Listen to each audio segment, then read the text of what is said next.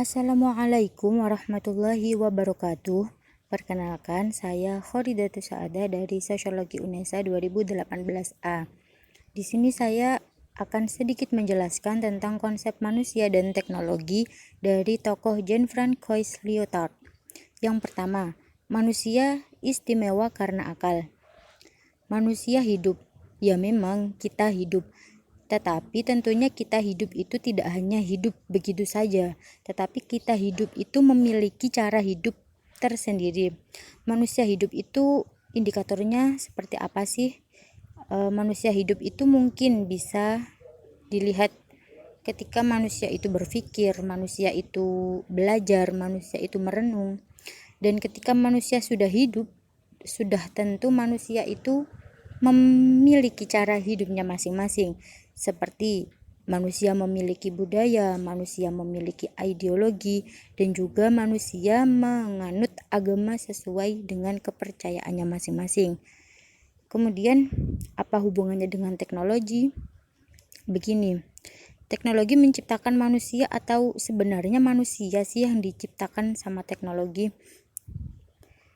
Saat ini tuh perkembangan teknologi sudah terlampau jauh dan terlampau cepat. Manusia itu seperti menjadi objek teknologi karena perkembangan teknologi yang begitu cepat, sehingga manusia kini menyadari bahwa apakah teknologi ini sebenarnya sudah memang benar bergerak seperti itu, ataukah perkembangannya itu dinilai sudah terlampau cepat.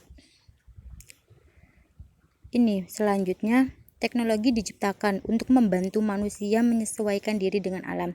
Selama ini manusia selalu menganggap bahwa teknologi yang ada itu sengaja diciptakan untuk membantu manusia menyelesaikan semua pekerjaannya. Teknologi dinilai berkembang terlalu cepat.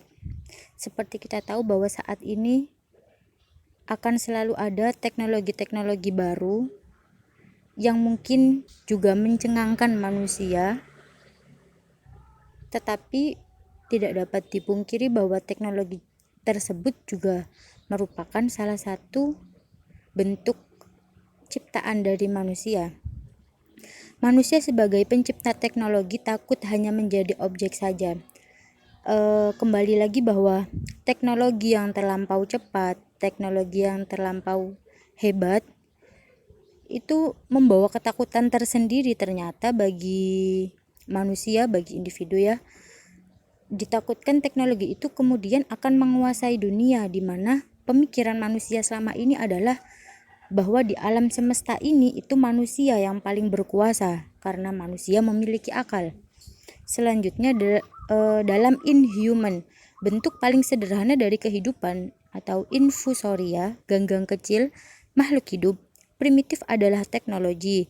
Jika sistem tersebut mampu menyaring informasi yang bermanfaat untuk kebertahanan atau keabadian eksistensinya, termasuk juga manusia di dalamnya. Menurut Lyotard, semesta itu adalah teknologi. Begitu juga dengan manusia. Manusia itu menurut Lyotard juga sebenarnya teknologi. Definisi kosmosentris. Manusia selama ini menganggap dirinya penguasa semesta dan berada di atas semesta. Seperti kita tahu bahwa selama ini tuh manusia selalu merasa bahwa dirinya itu di atas segala-galanya. Manusia yang terlampau percaya diri, manusia yang mengklaim dirinya sebagai makhluk yang paling luhur, paling agung, paling cerdas dan bernilai dibanding dengan makhluk yang lain. Bahkan manusia juga menganggap dirinya penguasa semesta. Pemahaman ini menurut Lyotard disebut sebagai human narcissism, bahwa manusia selalu menganggap dirinya yang paling berkuasa. Tetapi menurut Lyotard, pemahaman yang seperti ini tersebut tidak tepat. Kemajuan teknologi itu sebenarnya bukan untuk melayani manusia, namun transformasi semesta sebagai kompleksifikasi materi di alam semesta yang sudah terjadi sejak semesta ada. Jadi, menurut Lyotard, teknologi itu bukan diciptakan untuk membantu manusia, atau teknologi itu diciptakan sebagai alat untuk memudahkan manusia dalam melakukan segala hal. Namun kemajuan teknologi itu sebenarnya memang sudah ada sejak semesta ini ada. Jadi mungkin sebelum manusia ada itu memang teknologi sudah ada dan sudah berkembang, dan hukumnya memang seperti itu menurut Lyotard. Selanjutnya, segala bentuk perkembangan dan penelitian sesungguhnya adalah hasil kerja semesta, bukan semata kecerdasan manusia. Dan ini yang dinamakan metafisika perkembangan. Begitu juga dengan yang ini ya. Lyotard itu menganggap bahwa segala bentuk perkembangan dan penelitian yang selama ini manusia selalu menganggap dan mengklaim bahwa hal tersebut adalah sebagai hasil upaya manusia saja, itu menurut Lyotard tidak tepat. Karena menurut Lyotard, segala perkembangan dan penelitian itu tidak hanya semata kecerdasan manusia saja. Itu makna dari metafisika perkembangan menurut Lyotard. Tidak akan pernah berakhir dan tidak perlu diakhiri. Jadi perkembangan yang seperti itu, perkembangan dari semesta itu memang sudah ada sejak dulu begitu, dan tidak perlu untuk diakhiri. Dan karena memang tidak akan pernah berakhir, karena semesta juga selalu akan berkembang. Begitu juga dengan teknologi. Peran manusia hanyalah transformer, bukan penikmat, apalagi pencipta. Kembali lagi bahwa selama ini manusia yang mengklaim bahwa dirinya menciptakan teknologi memang sengaja diciptakan untuk memudahkan manusia, itu sebenarnya menurut Lyotard tidak seperti itu. Tetapi dalam semesta ini itu sebenarnya manusia itu hanya sebagai transformer saja, bukan penikmat, apalagi pencipta, seperti itu. Kemudian manusia makhluk teknologis itu dibagi menjadi dua, ada kehendak bebas dan juga konsep individu. Ada sebuah pandangan ya dari Lyotard tentang manusia itu berkehendak bebas, namun sebenarnya tidak bebas. Maksudnya bagaimana sih? Yang pertama, manusia dengan makhluk lain serta jiwa sebagai esensi pengendalian hidup. Namun, diri dan bebas sejatinya tidak ada, karena tindakan mengikuti dorongan mekanisme diri, ruh, jiwa, kesadaran, kehendak bebas. Jadi, menurut Lyotard, dalam manusia itu ada yang namanya diri. Dan diri itu tidak akan pernah bisa terbagi dan dibagi dengan apapun. Jadi, selama ini manusia menganggap bahwa dia berkehendak bebas itu ya memang karena dia memiliki kebebasan dan dia berhak atas itu. Namun menurut Lyotard tidak seperti itu.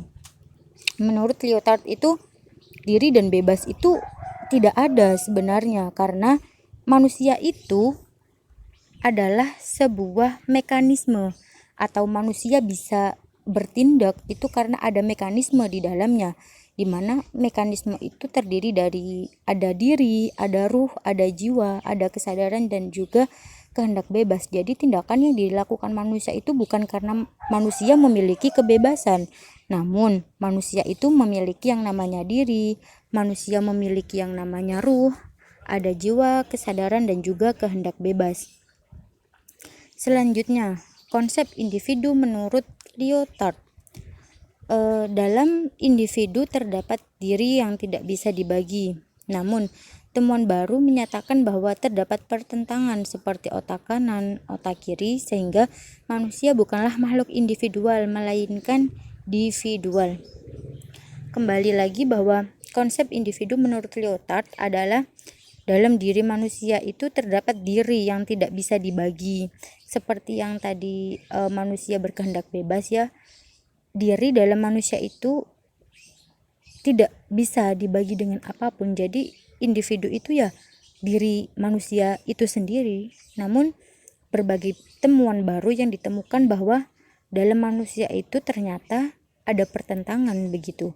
Manusia memiliki yang namanya otak kanan, manusia memiliki yang namanya otak kiri, dan kedua otak tersebut memiliki peran dan fungsinya masing-masing, di mana hal tersebutlah akan membuat pertentangan dalam diri manusia. Jadi Manusia itu bukan makhluk yang individual.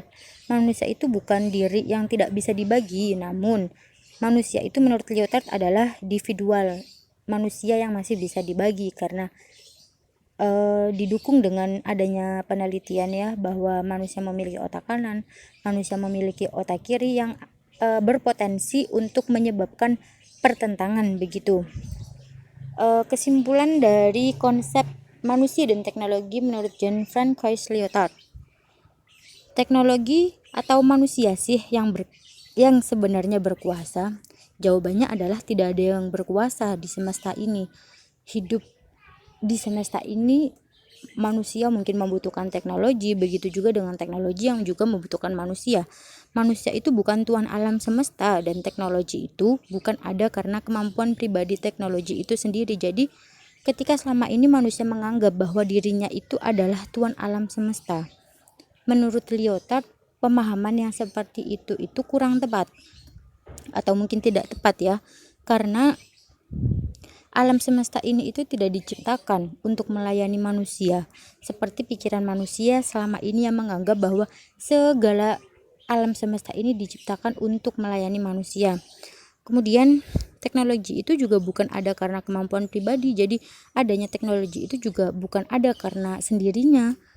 Ada bantuan mungkin manusia, mungkin juga perkembangan semesta seperti tadi yang sudah dijelaskan. Hal yang diupayakan atau diciptakan manusia adalah bagian dari mekanisme semesta yang bergerak dan berkembang. Begitu juga dengan teknologi. Jadi manusia dan teknologi atau keberadaan manusia dan keberadaan teknologi di semesta ini adalah memang sebuah bentuk dari mekanisme semesta yang akan selalu berkembang dan akan selalu bergerak. Jadi tidak bisa baik manusia ataupun teknologi itu mengklaim bahwa dirinya itu sebagai sesuatu yang paling berkuasa di alam semesta ini. Mungkin seperti itu penjelasan yang bisa saya berikan. Sebelumnya terima kasih dan mohon maaf sebesar-besarnya apabila ada perbuatan atau perkataan saya yang kurang berkenan, dan mohon koreksinya jikalau dari penjelasan saya ada yang mungkin kurang tepat. Sebelumnya terima kasih dan mohon maaf. Wassalamualaikum warahmatullahi wabarakatuh.